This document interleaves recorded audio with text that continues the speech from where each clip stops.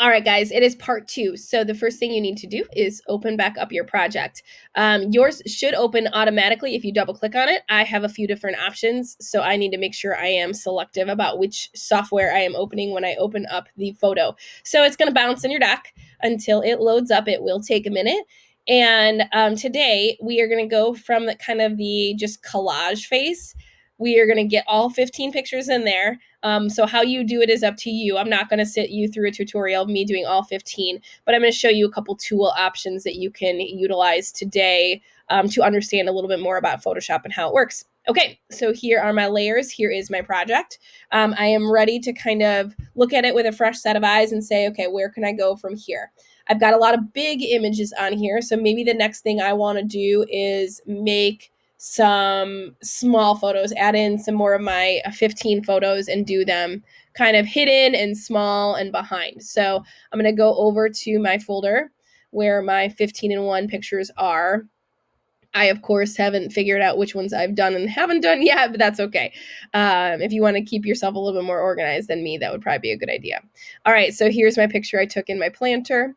I'm going to duplicate that layer, move it to my project, just like we were doing yesterday. And I know it's kind of a pain in the butt that you have to do it that way, guys, but honestly, you're usually not including 15 pictures into one image.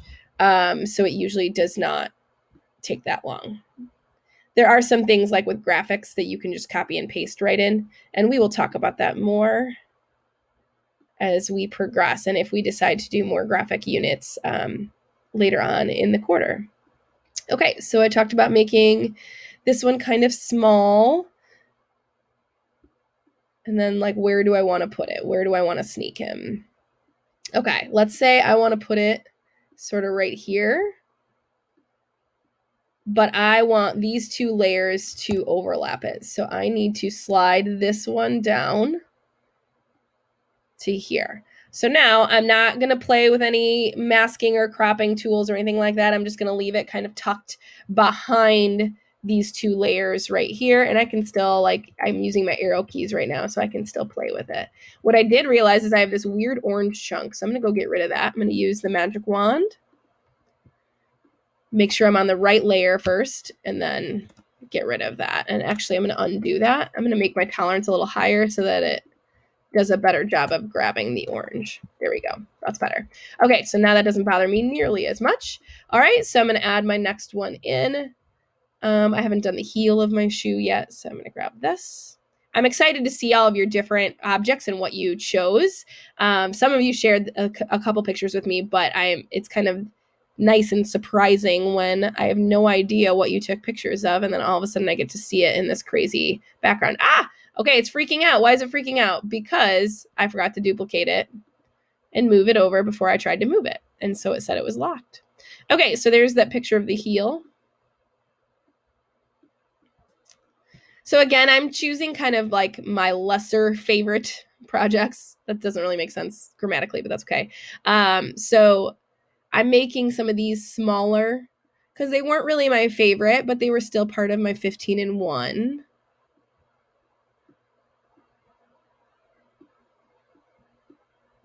And so I'm just kind of filling those in where I want to. All right, so same thing again. I want to drag this layer. So the ordering of my layers is going to become important. Uh-oh, it disappeared. Oh yeah, because I have this image here. So here's the cool part that I'm going to teach you today. You don't necessarily have to use it, but masking is a really unique tool that can become really handy. So I'm going to go ahead and I'm going to put this layer back up at the top for a second. And I'm going to zoom in. Command plus, remember, will zoom you in. I'm going to focus just on the center of this image right here. Okay. So I am going to create a mask, a layer mask. And what that's going to do is it's going to essentially allow me to erase around something without completely erasing it. So I'm going to add a mask. And then it automatically switches your color palette to black and white. Again, this is pretty confusing. So if you do not want to use this on the first try, I understand. But essentially, we're going to use black and white to paint in, which essentially erases. And I know that sounds weird, but I'm essentially painting all of this area. And you can use the magic wand to select, and then I'm going to use my paintbrush, and I'm in black, and like, look, it like magically erases all of that stuff, but I'm not really erasing it. So it's really staying intact. And if you look over here, this little black squiggle, it's showing you where the mask is on the project. So this kind of ensures you that when like you are erasing, that you are not 100% erasing something, and that you can always go back and change it. So I'm still in my mask, and notice that I'm in this blue highlighted box. If I was on this one, I would actually be painting and erasing. So I want to make sure that I stay on the layer mask. And now I'm going to go back and I'm going to use my magic wand again. I'm going to grab all this and I'm going to paint it in. Okay, so that's one way to do it, but that keeps the shoe on top. I kind of talked about how I wanted it to end up, kind of around.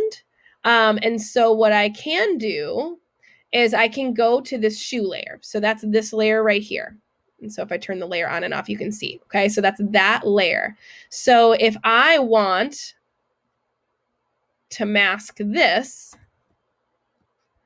okay, I am going to basically paint in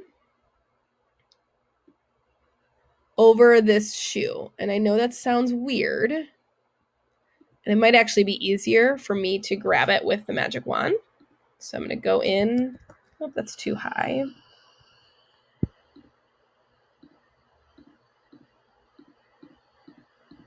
Okay. Oop, Command Z. Okay, that's close enough. Okay, so now once I'm selected on that shoe, I know I'm in the shoe layer, but watch this. I can switch to this layer and it will still be selected on that shoe. So now when I go in and I mask, I'm painting in, you can kind of see that black blob form.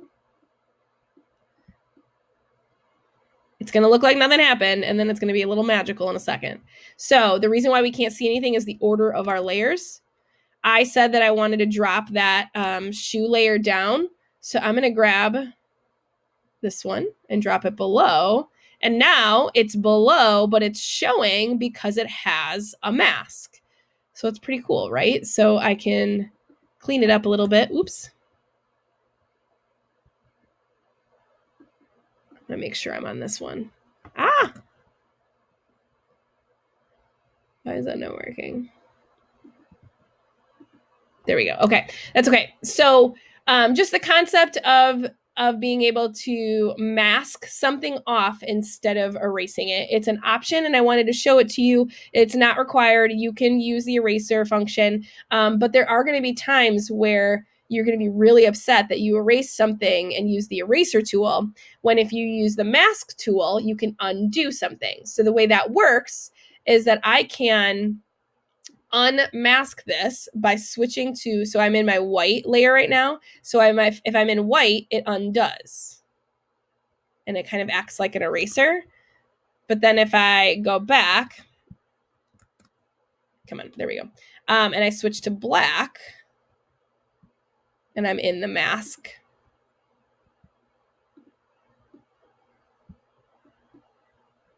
Now it's going to end up erasing.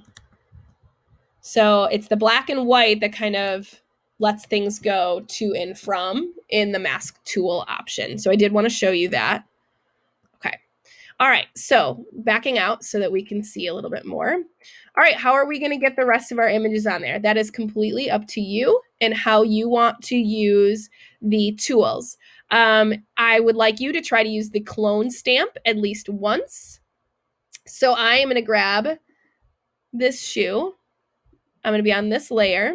And remember, for the clone stamp, I am going to hold down the Option key on the keyboard. That gives me my target. The target is what I am replicating, okay? So wherever my target is on this layer is what it's going to duplicate. And it's only going to duplicate anything on this layer.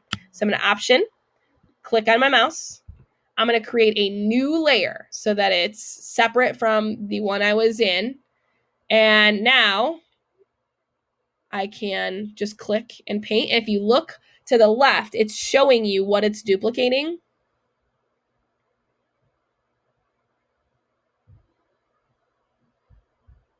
From there. Okay.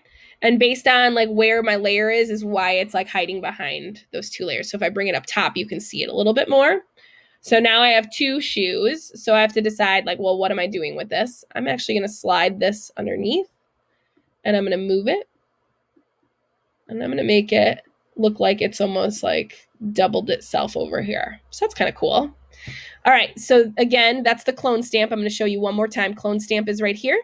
On my keyboard, I want to make sure I'm on the right layer. So this time I'm going to clone this one. I am going to Option on my keyboard and click. Okay, make sure you see that target and then make a new layer. And then you can paint back in. Now you can't really see much right now because of where I am painting. But then if I drag that layer above, now you can see that I've duplicated the sole of the shoe. And I could go in and I could rotate it. I could kind of put it wherever I want to. Make it symmetrical, something like that. One more cool thing that I haven't showed you yet is in your transform options. So if we go up here to image, there's rotate options and then there's transform options. You can kind of play with these a little bit. So I can flip my layer horizontally. So I can flip that shoe just flipped horizontally, or I can flip it vertically. Be careful because you can accidentally flip your whole project. Ready, here it goes. And you can flip the whole thing. So you need to make sure that you are flipping just the layer if that's what you want to do. So again, that's up here in the image toolbar. And then transform gives you some skewing, some distorting. So like I could distort the angle of the photo and do kind of some crazy stuff like that. Remember, Command Z will undo. Or you can go into rotate and you can do, rotate 180, rotate, flip layer vertically. That's completely up to you and what you want to do with your project. So that's just another option of something to try and play with as you are moving things around on the screen. I'm gonna switch back to my move tool. And I'm gonna keep this one, but I'm gonna like shrink it down and make it small. Maybe kind of hide it behind a couple other layers. Sometimes you do need to hit the check mark or hit return on your keyboard before you can do anything else.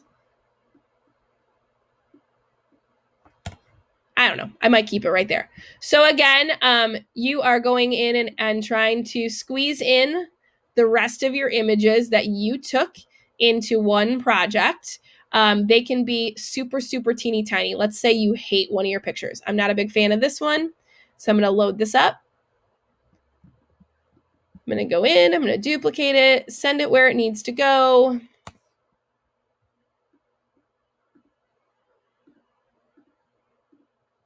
So now it's, gigantor on my screen. I don't want it that way. I'm going to drag it down so I can get to the corner.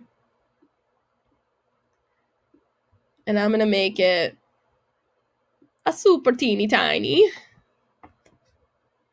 And then from there, I can kind of zoom in and say like, where do I want to sneak this guy? Where will it fit? Where will it work? Oh, what about over here?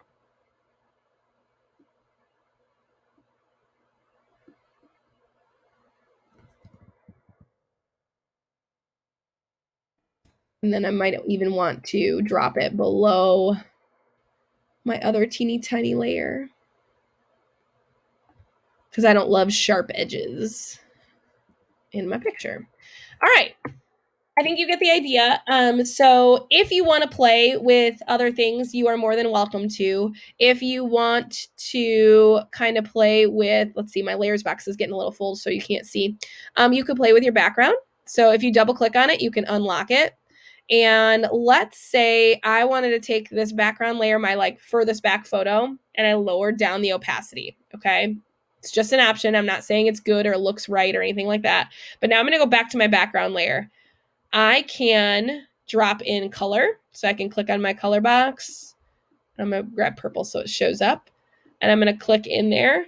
And so now I've got this kind of like overlay of purple because I lowered the transparency of this layer and then added that purple below it. So you can play with that. It depends on your object. It depends what you did. If you want to play with color and background a little bit, feel free. If you really didn't enjoy how your photographs turned out and you kind of like this sort of psychedelic-y look, I could go up and I could go into, I could go to